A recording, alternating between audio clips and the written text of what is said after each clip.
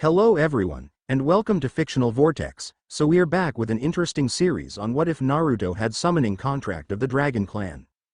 But before we start, I just want to remind you to please subscribe to my channel and hit the like button if you enjoy my content. Let's start the story. Summoning animals was relatively common. Most people had summons or partners of some sort: birds, frogs, toads, dogs, wolves, snakes, bees, cats, tigers, and other creatures, just to name a few, were rather common. But long ago, it was said that one who could summon a dragon was one who was truly great, and one who could befriend said dragon and make it their partner, as one might have a partnership with a ninkin or comrade. Perhaps true friendship was a very worthy, not to mention, a truly pure, untainted soul. Of course, this was never proven, though many sought after the Dragon Clan, in hopes of being able to befriend, or rather, capture a dragon in order to make it their partner, or force the head dragon to let them sign the Dragon Clan's summoning contract. Needless to say, none of those brave, or more so, foolish, men and women came back from their journeys, and it was unknown whether or not those who sought after the ancient beasts actually found what they were looking for. After a while, the ninja world just forgot about the dragons and went on with their lives, but there were still some who believed that one day, one with a pure heart would actually befriend the Dragon Clan and be granted the ability to sign the dragon contract and take one of the ancient beasts of legend as their partner.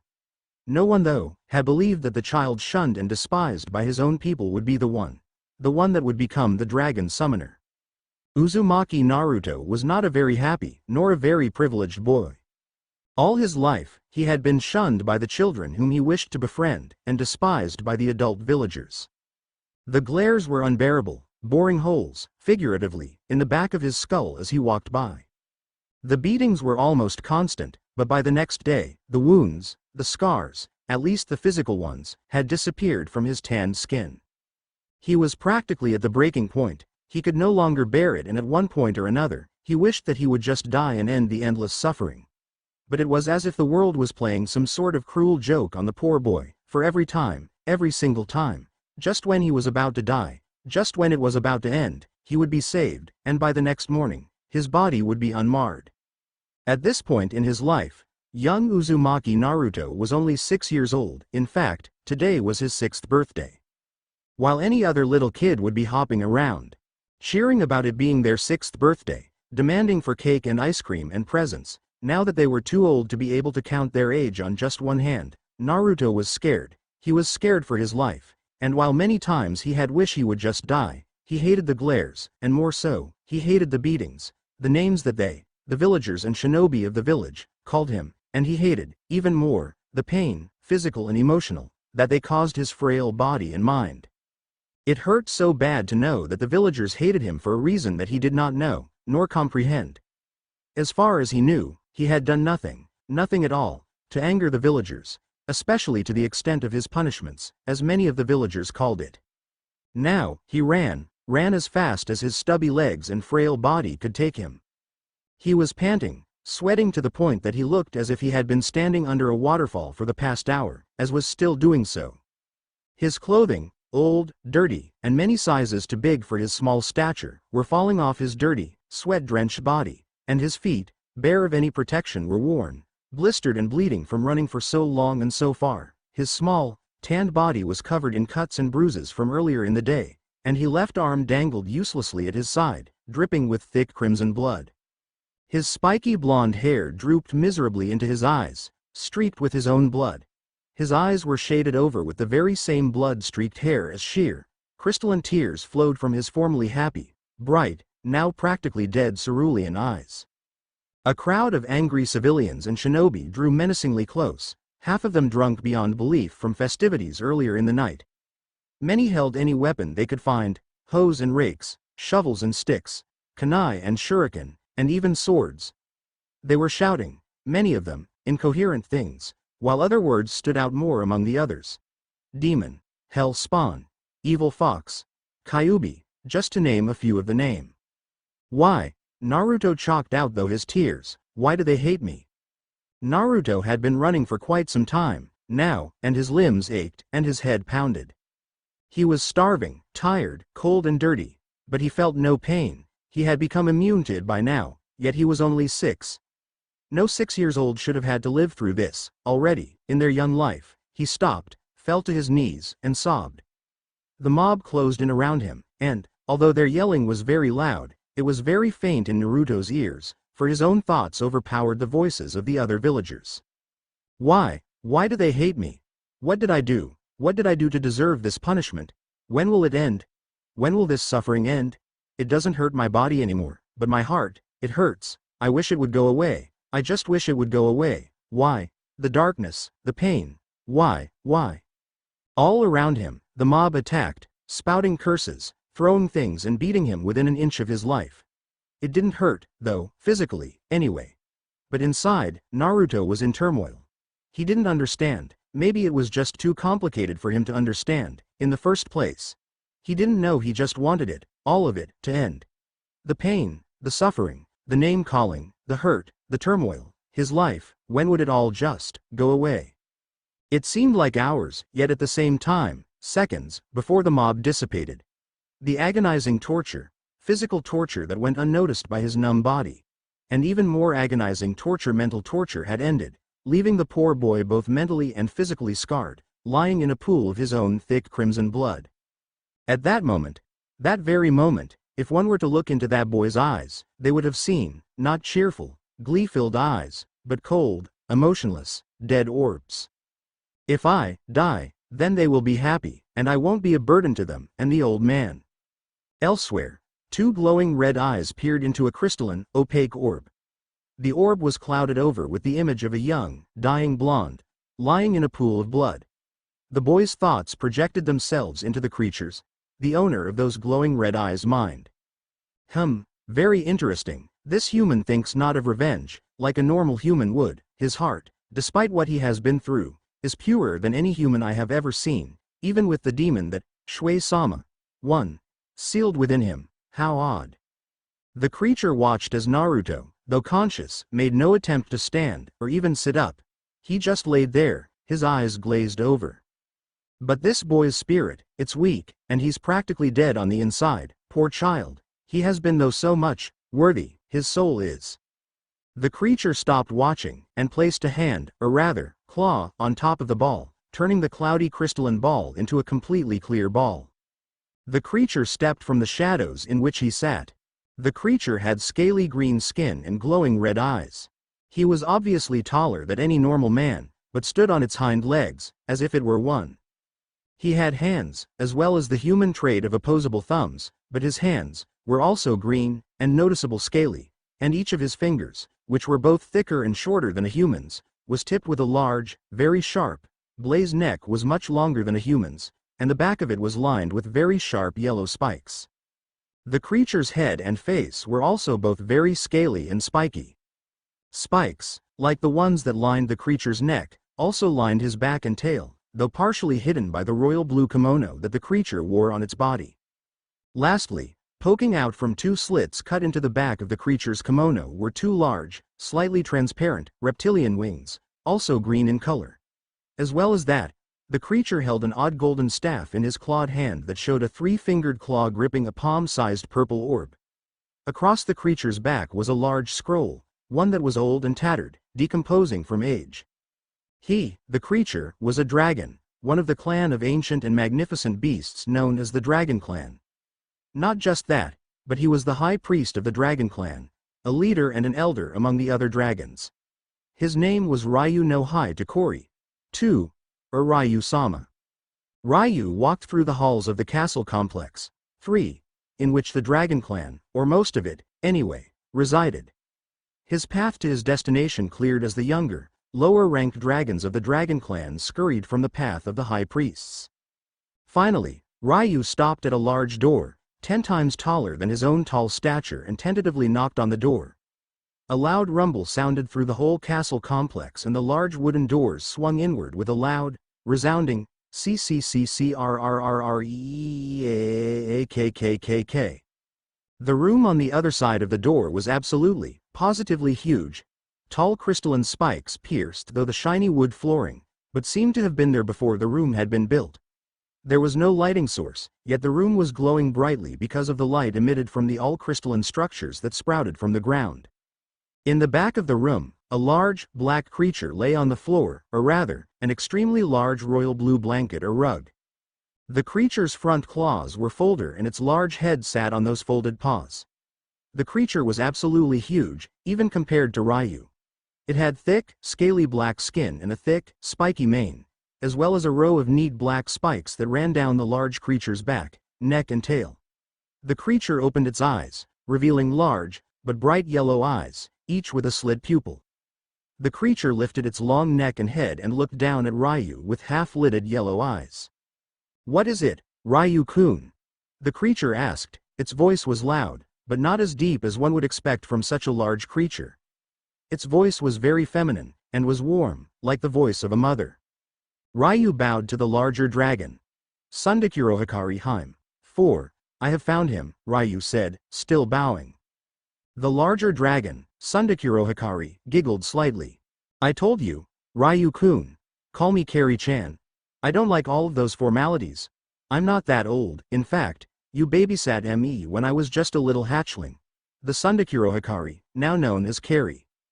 Kari was the princess or the dragon clan, as well as its leader.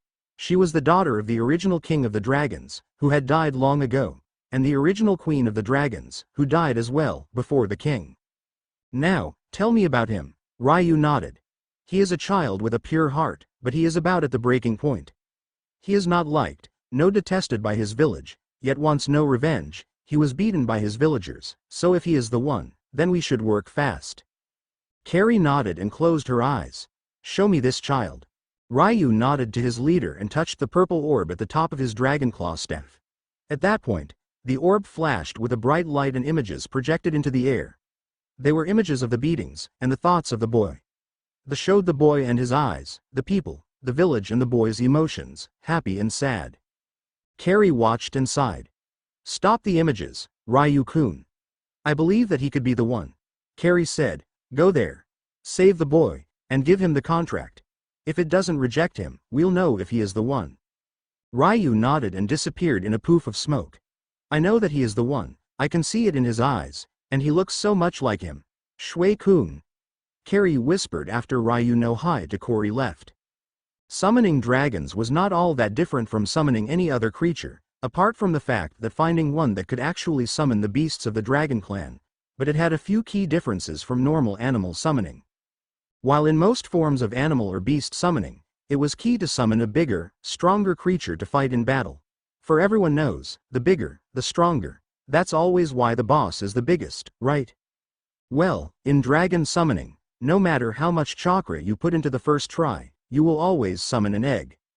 Not just any egg, though, a dragon egg. It was possible to summon other, full-grown dragons, but only as aids in battles. The egg, once it hatched, would stay with the summoner for a lifetime or more. Once the dragon egg hatched, the dragon hatchling would stay alongside their summoner, much like how an animal-partnered clan, such as the Inuzuka clan of Konohagakure no Sato, fight and live alongside their animal partners. In addition to being partnered with a dragon hatchling, a summoner would be given the markings of the dragon. Given by the high priest of the dragon clan, the markings of the dragon would show to the world that the summoner was the pure-hearted summoner of the beasts of the dragon clan and was not to be messed with. These markings were permanent, and usually adorned the summoner's face, most of the time, their cheeks and forehead. It was a dreary sight. Quite depressing, actually, yet morbidly artistic. The normally blue sky was clouded over with blotches of dark gray and black, and the heavens wept sharp, cold tears that rained down on the earth below. In some abandoned alleyway, within the so-called strongest of the hidden villages, Konohagakure no Sato, lay a small, half-dead child. Under him, puddled a pool of deep red, and as the rain poured down from the heavens, swirling crimson tendrils left the boy's body, drifting off to some other place. His was bruised and beaten, blotched with purple and green, and crimson blood. His hair was golden, like rays of sunlight, but it was stained, saturated in the crimson of his own crimson essence, and his eyes, his once beautiful, bright blue eyes, were swollen shut. Over the boy's slowly dying body, stood a large, green-skinned creature. The creature, no the dragon, Rayu no Hikari, sighed. How sad, a life almost ended because of the stupidity and ignorance of his own kind. Yet never have I laid my eyes on such a soul, worthy of the dragon summoning. To such an extent, yet so young. He kneeled down beside the injured boy and whispered an ancient incantation. From the skies fall the tears of the heavens, from the trees and the dirt, the sadness of the earth. Heal the injured at my will, and the scales of the dragon be thy payment. Ryu placed his clawed hand over Naruto's injured form and the body began to glow brightly with a light green aura. In a matter of seconds, all of the physical injuries that had been inflicted on Naruto's small body had healed completely. Ryu moved his claw down to Naruto's shoulder and shook him slightly. Speaking in tongue, Ryu attempted to wake the small boy. "Child, wake up." Naruto groaned, not quite willing to rouse from his slumber. Ryu shook Naruto gently once more. "Wake up." "Ugh," Naruto groaned, his eyelids sliding up, half revealing his seemingly soulless blue eyes. "Wah?" "Good, child, you have awoken," Ryu said sagely, still speaking in human tongue. "What happened?" Naruto stopped speaking, his eyes widened, as all of his memories of the previous hours rushed back to him. He quickly bolted up and backed away, his cerulean eyes squeezed closed tightly. He pushed his arms in front of himself, in an X shape, in an attempt to block any attacks. "Please don't head." Ryu chuckled slightly, and placing a clawed hand on the boy's head, ruffled the blonde's blood-streaked hair. "I won't hurt you, silly child, quite on the contrary, actually, I healed you, and now, I'm here to give you something very special." Something very special?" Naruto asked meekly. "Yes, child. Very special. You see, child, my name is Ryu no Hotakori. I am the high priest of the Dragon Clan." "Dragon Clan?" "Ah, yes, the Dragon Clan. I am a dragon, and I wish to offer you something." Naruto stared at the elder dragon and nodded, not sure what to say. "Once every 100 or so years, we dragons come across a very worthy soul. A person with pure heart and soul that is untainted with hatred. It is rare that we find such a person, but if and when we do, we allow this person to sign a contract, a summoning contract with the Dragon Clan. And forever, will this person be linked to the dragons, and in battle and in life, this summoner of the dragons will be accompanied by one of the dragons of the Dragon Clan, as a friend and a battle partner. We, the dragons, have found the next summoner of the dragons." Who?" Naruto asked, timidly. At Naruto's words, the old dragon chuckled slightly. "Child, our leader and I have chosen none other than you, to be the next dragon summoner," Ryu said, happily, in human tongue. Ryu laid his dragon claw staff on the ground beside him and removed the old scroll from his back, setting it in front of Naruto. The scroll was rather large, but tattered and withered, colored slightly yellow from old age. Ryu kneeled down and opened the scroll, rolling it out to a blank spot. There were hundreds, possibly thousands of names written in the row of boxes that lined the entire width of the scroll, but 4 of them stood out, for they were glowing a bright blue color.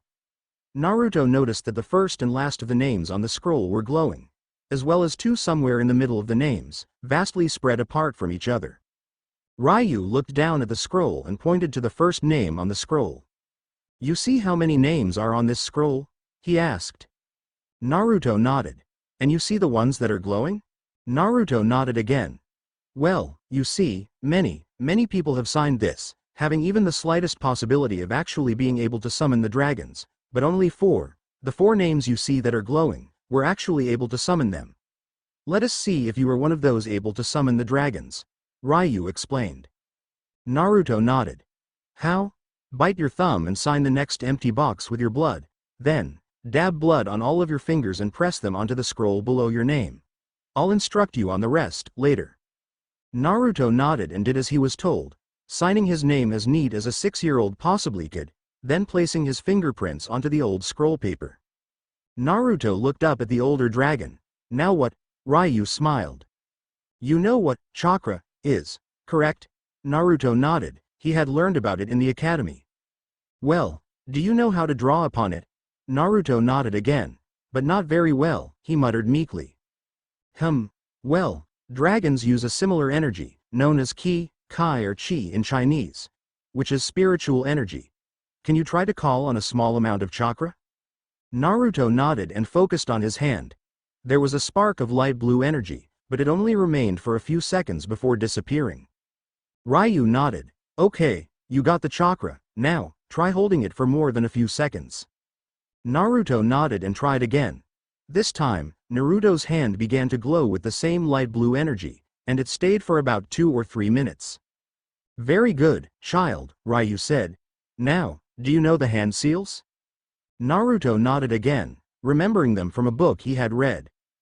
Good, now, focusing chakra into both of your hands, do the following seals, then slam your hands into the ground, okay? Naruto nodded.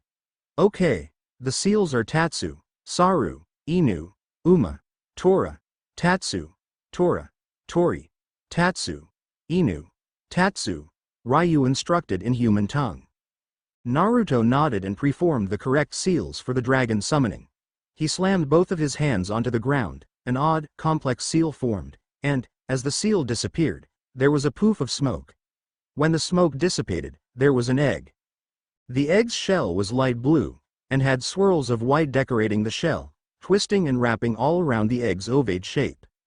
Rayu smirked at the boy. Looks like there is a 5th dragon summoner, Rayu said. Now, come here, boy. Naruto nodded. Standing up, he walked over to the older dragon. Rayu placed his hand on the small boy's head and began another ancient incantation. Summoner of the dragons, soul purer than even the whitest snow, he who shall hear the call of the dragon, and speak the dragon tongue. Naruto looked at the dragon oddly. What just happened? Rayu chuckled deeply. Child, you speak not in the language of the human as you are accustomed, but in the tongue of dragons. Just remember to speak in your human language when you speak to those of your species. Naruto nodded. Hi. Now, Rayu said, bringing his hand up to the whisker marks on Naruto's cheeks. These are the markings of the demonic fox clan. The Kitsune. They are also one of the reasons the people of your village hate you so. I could do something about these, if you wish. Naruto looked up at the green dragon in awe. You could really get rid of the whiskers. You could make them go away so the villagers don't curse me for them. Rayu nodded, and began yet another of his ancient incantations.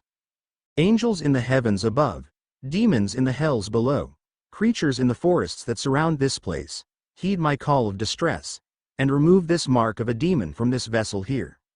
It was all over in a flash of light, and then, the markings of the demon fox, Kyuubi no Yoko, leader of the Kitsune clan, had disappeared from the young boy's face. Afterward, Rayu reached within his kimono and pulled out 2 things. The first was a golden chain attached to a forest green crystal, and the second was a small glass container of a light blue, ink-like substance. Rayu placed the necklace around Naruto's neck and opened the container of ink. He reached within the container and dabbed the ink-like substance with his claw. He reached up to the boy's face and with the ink, created 2 small, triangular markings on the boy's cheeks. Child, these markings show that you are both the summoner and a member of the dragon clan. Wear them with pride. Naruto nodded and looked down at the forest green crystal of the necklace. What is it for? That crystal will allow you to talk to me anytime, anywhere. In case you ever need my help, child, Rayu said, smiling. Naruto grinned. Take care, child, and take care of your little hatchling when it does hatch. And don't tell anyone that is untrustworthy about this meeting. I'll see ya, kid. And with that, Rayu disappeared in a poof of smoke, his scroll, and his staff. It was as if he had never arrived there in the first place. Nothing to show it, except for the egg, the necklace, the markings, and the renewed happiness that shone within Naruto's eyes. Someone cares, was Naruto's last thought before falling unconscious. Dragons, like most other creatures, had stages of life. First, an egg was laid by the mother dragon, and then it hatched into a hatchling. The period of time in which a dragon was a hatchling varied from different species and types of dragons, and the individual dragon, themselves. Some types of dragon were hatchlings for a few months or years, but others could be considered hatchlings until they were 50 years old, or more. The high priest of the dragon clan, Rayu no Hidekori, himself, was a fire element dragon that had been a hatchling until he was nearly 25 years old, and the leader of the dragons, Sundakuro Hikari Hime, was still barely adolescent at her current age of more than 500 years of age. After growing into adolescence, from the hatchling stage, and to mature more, with horns growing long and sharp, scales hardening, and spikes becoming sharper and more defined. Adolescence could last as long, or longer as the hatchling stage of dragon development, once again depending on either the type or species of the dragon, and the individual dragon himself. After growing from adolescence, a dragon would become a mature adult and pretty much stop growing. By the time the dragon becomes an adult, they are old enough to bear children and breed, as well as fight efficiently. Dragons, depending on the type, species and condition of the environment, could either bear children through laying eggs, or through live birth. This makes dragons even more of a complex species, beyond the comprehension of a normal human. It had been 5 days since the meeting between Naruto and Rayu. So far, Naruto had not revealed himself to the public, and because of this, many of the villagers thought he had truly died from his injuries, and they celebrated it. The Hokage, Sarutobi, himself, had grown worried, and was beginning to believe that the rumors of the blonde's death were actually true. Naruto, now whisker mark less, had gone into hiding.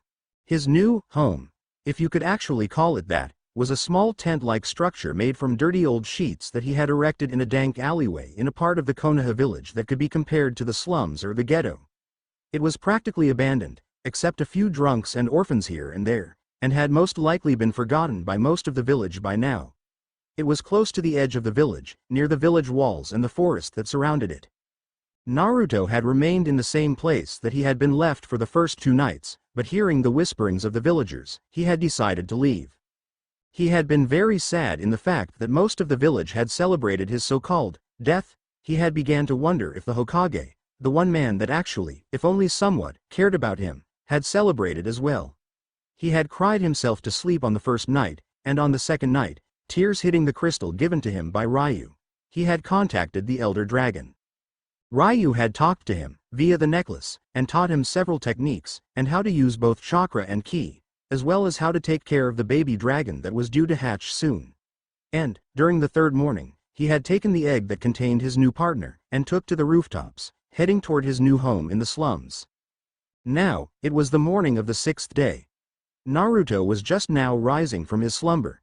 He peeked out from under his sheet tent and stared at the sky. The sky was a canvas of oranges and amethysts, with small purple clouds dotting the horizon. The sun was only half risen, meaning it was pretty early. Naruto smiled and looked toward the dragon egg that he had summoned days before. It was going to hatch soon. He could feel it in his blood. Sarutobi was the Sandaime Hokage, trained by the Shodem and the Nidaime, sensei to the legendary Sannin, and the professor of the Hidden Leaf. Sarutobi was the man who had battled the ultimate evil for almost half of his life. Sarutobi, the summoner of the Ape Clan, genius of the leaf, masterer of every non-clan technique in all of Konoha, was worried. It was not war, poverty, or any other major issue that most leaders would have worried about. It was a person not even remotely related to him. It was just a child. A child hated by most of the population of the Hidden Leaf Village, Uzumaki Naruto. Naruto had gone missing on the night of October 10th, the child's birthday, 5 days before, and no one had seen him since. There were many rumors floating around, and the villagers had begun to cheer about the death of the demon. Sarutobi had begun to worry that the rumors of the child's death were true. Had Naruto truly been killed in a mob attack? Was the child really dead? Was the youth's life taken so early by the Shinigami? Why hadn't the fourth's wishes been realized by the village?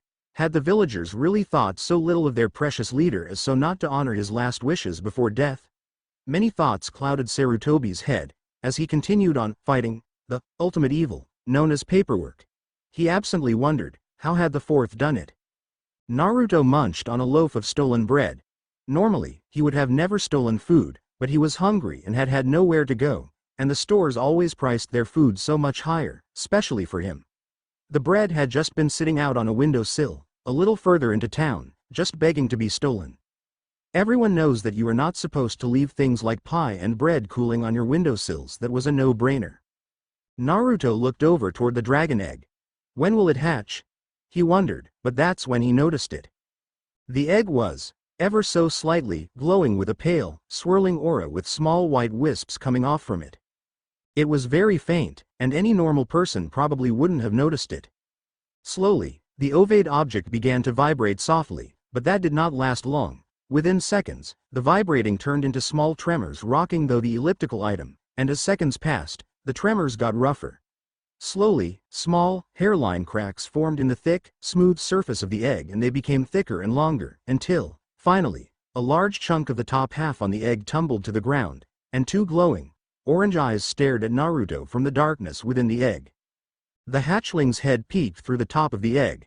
Slowly, the small hatchling brought up a black clawed hand and slowly made its way out of the blue and white eggshell, still covered in goo from within the dark depths of the thick shell. The dragon was small, barely 7 or so inches long, with a snake-like body. Its scales were smooth, light azure in color, with dark blue markings accenting the entirety of the small dragon's body.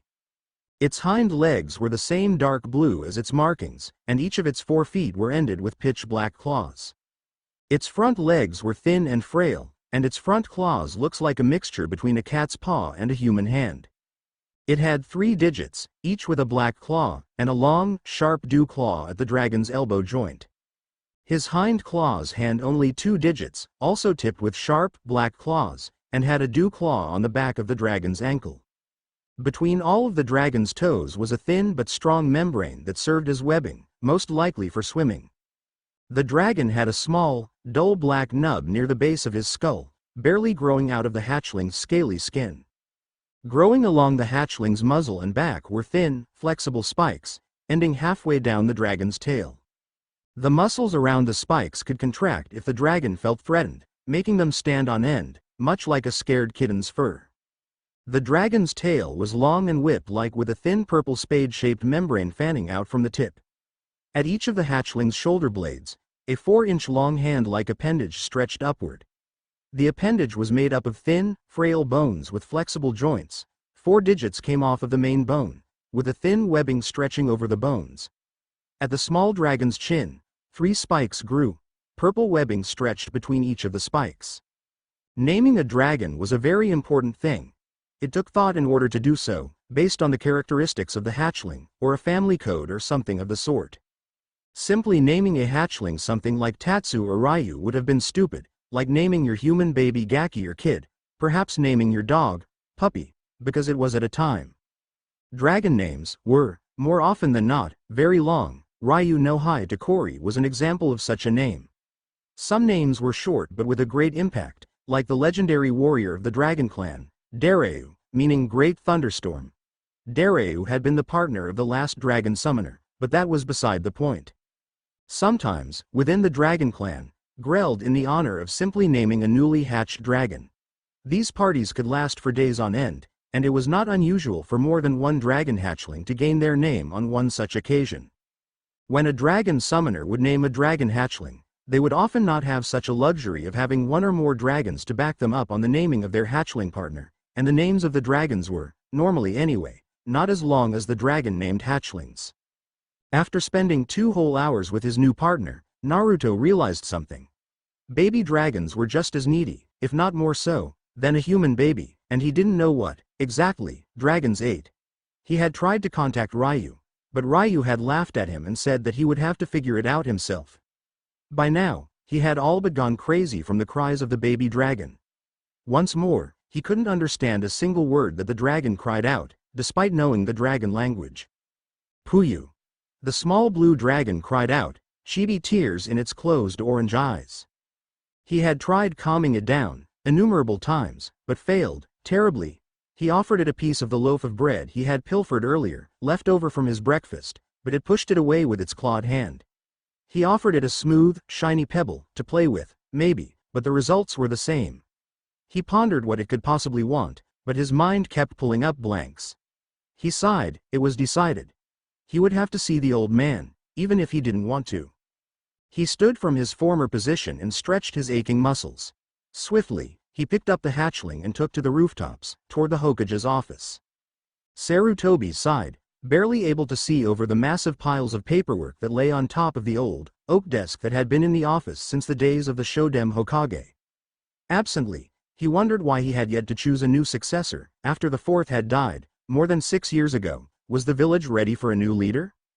All of these thoughts seemed to float in the old man's head, but one other thought kept popping up, even when he did not want it to. Uzumaki Naruto, was he all right? Was he even alive? What had happened to him on the night of his birthday? No one had seen him since then. Some of the villagers had celebrated this fact, thinking that the young Jinchuriki had died for sure. Sarutobi just hoped that the child that he thought of as a grandson, like his own grandson, Konohamaru, was okay. Sighing again, Sarutobi began to work again, scribbling down his signature on each and every paper, barely reading the words printed on each document. From outside that old man's office, there was some racket, but the old man paid no attention to it, engrossed in his paperwork. The Anbu stationed outside of the doors of his office, guarding him, began to shout something, before all fell silent. Slowly, the doorknob began to rattle, turning ever so slowly, though the old man seemed not to notice. The door creaked open, an eerie sound emitting from the rusting hinges. Old man Sarutobi looked up then and only then, his old gray eyes widening. "Hello, Sarutobi, sensei." Naruto was rushing toward the Hokage tower as fast as his short, malnourished body could take him. He cradled the young dragon hatchling close to his skinny body, half covered by his baggy, blood-stained black shirt. The hatchling was still crying, or whimpering, or whatever the reptilian creature's calls were called. Naruto tried to keep a straight face as he pushed onward, though, inwardly, he really wished he would die if it meant that he would no longer hear the annoying noises emitted from the dragon's body. Jumping from rooftop to rooftop, at an insane speed compared to the speed of most 6-year-olds, Naruto arrived at the Hokage's office, sitting on the window sill. He peered through the window. There were two figures within the room. One was the Hokage, barely visible through the mountains of paperwork, and the second was an odd-looking white-haired man. The man's mane was white as snow and very spiky, long too. It was collected into a long, but messy ponytail ending at the old man's ass. The man's eyes had small, beady pupils, and had crimson markings running from the bottom of the man's eyes to the edge of his jaw. The man's choice of clothing was peculiar, to say the least. He wore fishnet and a pea-green gi, a red and yellow happy coat over it all.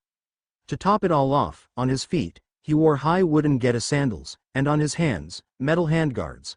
On this forehead, the peculiar man wore not a village hite-8, but an oni hite-8 with U, or abumi, meaning oil printed on it.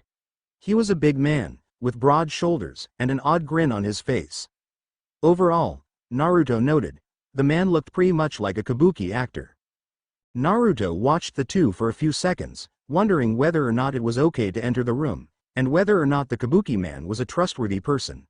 Sighing indecisively, Naruto decided it was now or never. He carefully slid open the window and slipped it. It has been said that the Dragon Clan was a very secretive, as well as selective family. They only revealed their existence to a select few and only allowed even fewer to actually summon them. So, if 3 people in the world knew of the Dragon Clan, one of those 3 would be the summoner.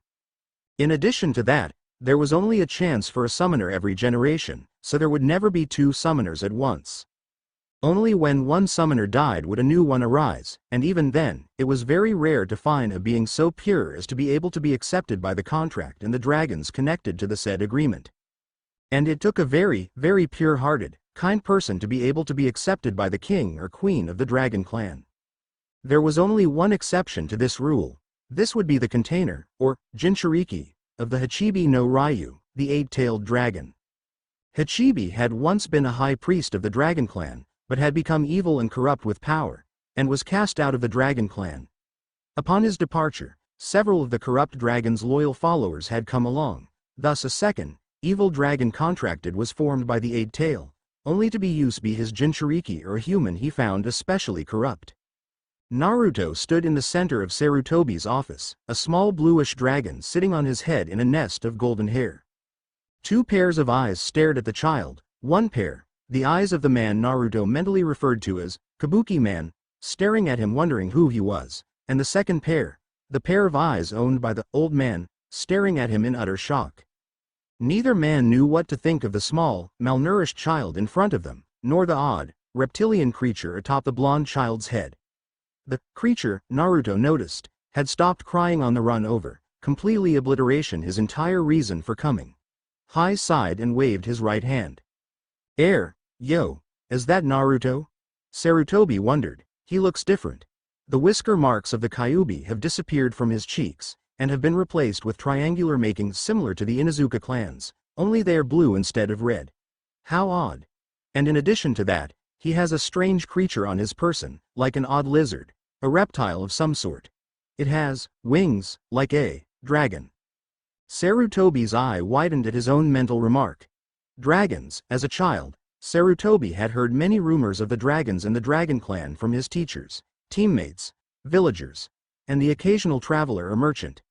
He had always loved the stories these men had told him as a child, even if some of these stories were gross exaggerations of the truth.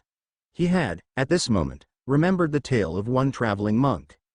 A young Sarutobi, about 7 or 8 years old, possibly slightly older, stood in front of an old, bald man with a long, white beard. The man wore a deep red kimono, the color of blood, and had a long, wooden cane he used to walk with. With his eyes closed, the old man, a monk, told the young. You see, child, long, long ago, when this world was young, a great serpent guarded this part of the land. Behind him, the serpent had many followers who did everything on his whim. But this was not enough, for the world that the serpent protected was ravaged with war and poverty, so the serpent made a decision. He said, my world is being destroyed by its own inhabitants, and I, myself cannot stop it. There is only one thing that can. I will choose one of their kind, the humans, to represent us within that world and one of our kind to help him along the way. Ah, but this human cannot be one who will become corrupt with power, nor one who is corrupt to begin with. No, that will not do. The human must be of the purest heart, and only so, as shall be the one of our kind chosen. Yes, it is so, one human of pure heart, and a young of our kind shall save the world that I protect. And with that, the serpent sent one of his subordinates, another serpent known as the high priest, out to find a human of pure heart and bring him or her to their leader. No less than a week later, the high priest returned with a small blond boy, and said to the serpent leader, I have scoured our entire land, but have only found one of a pure heart, within all of the corruption of the land. He is a mere child, my lord. The serpent shook his head, and replied, he shall suffice, for it is known that even small things can do something big. The serpent moved aside and gave the scared body an egg, telling him to protect and save the world with it, and the boy did just as he was told. Even generations after the boy and the serpent he was given died, his legacy lived on. For in every generation, the high priest of the serpents would scour the land in search of a pure soul to become a protector, who would be able to become partners with another serpent. Thus the legend lived on, even though it was rare for one of such a pure soul to be found. As the years went on, the legends morphed. The protectors soon became known as the summoners, and the serpents became known as dragons. Still, every generation, after a summoner dies, the high priest searches the lands for another. The young Sarutobi made a face at the old man and retorted, how do you know, old man? The old monk simply chuckled, as a long, red creature slithering up his neck. He began to walk away, and as he did, he uttered something. I lived my life that way, child, he said as he disappeared into the mist. The kabuki man, Jiraiya of the Sannin, simply wondered who this child was. He noticed that the child looked a lot, like a former student of his, but brushed it off of a coincidence. He also noticed the markings on the kid's cheeks, triangles blue in color. He had seen them somewhere before, but where, he didn't remember, and did not feel like straining himself trying to think of it. In life, there can be many hardships. Being shunned by your whole village and being treated like a demon is one of these hardships. One hardship that every single human goes through is sudden changes. Normally these occur around the early teen years and are known as puberty, but the changes I am talking about are not those. What I am talking about is sudden changes in personality or appearance that confuse others and make them think that you are someone that you are, in fact, not. And it is these sorts of changes that are harder for the people around you to get used to, much more so than yourself. Naruto laughed nervously at the two old men's stares. They hadn't even blinked in the last 2 minutes, and it was beginning to creep him out a little. I mean, PFFT, SS Surari. It wasn't every day that an orphan boy that less than an hour ago, you wondered if he was dead, walks into your office, through your window, without you even noticing, with a dragon of all things perched on his shoulders. But still, the young blue hatchling chirped happily at Naruto, either not understanding their current situation, or not caring. Naruto was not completely sure. Suddenly, the kabuki actor-looking old guy spoke up. Who are ya, kid? It was, in all honesty, a very common and blatant question, but Naruto resisted the urge to sweat drop. This old guy must not be from around here if he didn't know who the resident demon was. Naruto sighed deeply before bowing, something Rayu had taught him to do to show respect for an elder or a stranger, and politely as her could, being a homeless orphan and all, replied. Sorry, sir. He resisted the urge to call the kabuki man old man, but I am not at liberty to tell you my name if you do not tell me first. It is only polite to do so before asking another his or her name. Jiraiya looked at the brat with amusement. Sarutobi, on the other hand, was confused and very surprised. Who are you? You couldn't be the Uzumaki Naruto. What have you done with him? Sarutobi burst out. As a reply, the blonde boy simply looked at the elderly Hokage oddly before saying, I am Naruto. Sarutobi inspected the boy, his old gray eyes running over the petite child's malnourished form. Prove it. Naruto sighed once again. He put his arms up toward his neck, pulling the hatching off of him and placing it on the floor. Slowly, he placed his index finger upon the crystal around his neck and closed his slightly less bright cerulean eyes. Ryu-sama. What is it, Naruto-kun? The elderly dragon asked, through the telepathic powers of the crystal. I wish to summon you, to explain myself to Sarutobi Gigi and some weird-looking old man. Ryu sighed at the child's reply and answer. Fine, fine. But next time, you're on your own, kid. Ryu rumbled, his voice fading. When Naruto opened his eyes, he looked toward Sarutobi, then to the kabuki man, his eyes finally setting on the blue dragon hatchling. He kneeled down and picked up the hatchling, placing it across his shoulders. He looked up to see the questioning look in Sarutobi's eyes. Coolly, he said, all of your questions will be answered in a moment. Naruto was unable to finish his statement, for in less than a few seconds, the room became icy cold and then heated what seemed like several hundred degrees and filled with smoke. As the smoke cleared, a large figure came into view. This figure was larger than even the tall and fat kabuki man, easily more than 7 feet tall, and his skin was tough and green, looking more snake-like than a normal human's skin. His eyes pierced through the vast amounts of smoke, an evil-looking and very intimidating glowing red. He had spikes growing from his neck and spine, and a tail, also lined with spikes. Not to mention 2 large appendages that no human would have, large, leathery wings. Naruto looked upon the creature, noting that he was wearing something a little bit different than what he had been wearing the last time they had met.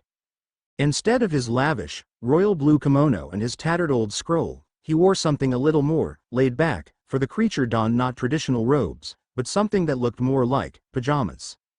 The lizard man, as Naruto sometimes mentally nicknamed him, wore a bathrobe, purple in color, with odd purple lambs dancing all over the fluffy surface. And in his hand, the older dragon held not his staff, but a fluffy, red-furred teddy bear with a single bead eye and a slightly tattered right arm. Naruto giggled slightly. He must have caught Ryu-sama while he was asleep, and Naruto wasn't the only one laughing. Sarutobi was chuckling lightly and the kabuki man was rolling on the floor, laughing his ass off. Ryu glared at Naruto through wine-colored eyes before blushing slightly in embarrassment and tucking the crimson teddy bear, deemed Chi-Chi-chan by Ryu, long, long ago, within his purple robes. Glaring at the other 2 elderly men, the dragon cleared his throat. This is Uzumaki Naruto. Ryu noticed the confused looks he was getting from the elderly humans. They had not understood what Ryu had said, for he was speaking in the tongue of the dragon, and not their language, to them. His words had been, Daises Istuzu. Ryu bowed slightly, beginning to speak in the men's native language. Sorry, Ryu started, I have forgotten that you humans do not speak in my native tongue, so I must speak in yours. As I said before, this child before you is, in fact, Uzumaki Naruto. For the past few days he has been under my tutelage. Ryu looked back at Naruto, noticing the blue hatchling. Looks like your hatchling is doing pretty good, she looks pretty healthy, he said to Naruto. Naruto nodded, not questioning the use of the word, she, simply noting that this meant that the hatchling was a female, not a male. Ryu started again, looking directly at the older, slightly withered Hokage. A few days ago, I found Naruto half dead. I had been monitoring him for a few weeks now, him and a few others, searching for the next summoner. He had barely any life within him, so I healed him. I also allowed him to sign a contract with my clan, being the clan's high priest, I was allowed to, as well as remove the demonic traits formed from the demonic influence that was placed upon him, replacing it with the marks of the clan that I hail from. Sarutobi was very surprised, while Jiraiya, the Kabuki man, Jiraiya, was deep in thought. So this is Uzumaki Naruto. That means he's the one that Minato chose as the Kyuubi's container. That also means that he's Minato's and Kushina's son. Anyway, I leave Naruto-kun in your hands for now, don't screw it up, yaw, old farts, yaw, and with that, Rayu disappeared. Naruto looked at the two older humans in the room, noticing the odd looks on their faces. It was as if they still did not believe him, and were still a bit confused about the whole situation. Well, it was mostly the elderly Hokage. In fact, the Kabuki man looked like he was in deep thought. Ag. Naruto groaned. The female hatchling chirped rather happily at her partner's current misery. Naruto sucked in his breath and bellowed loudly, "I am Naruto, damn it." The end. I hope you enjoyed this episode. Remember to subscribe and like this video. See you in the next part.